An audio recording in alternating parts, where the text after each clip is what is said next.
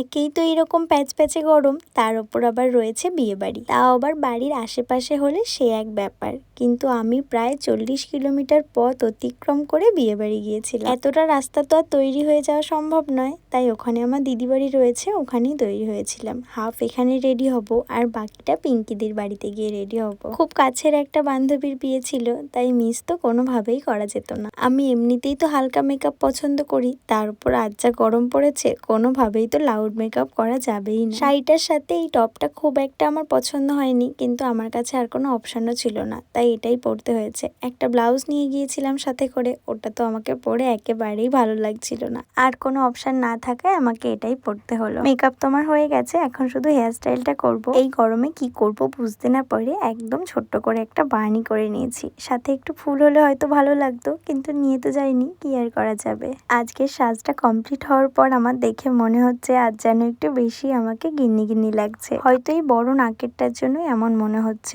অনেকদিন পর এরকম একটা বড় নাকের পরলাম। তোমরা দেখে জানিও তো নাকেরটা পরে আমাকে ভালো লাগছিল কিনা। এই সেই বান্ধবী আমার, যার বিয়েতে আমি এতটা পথ অতিক্রম করে গিয়েছিলাম।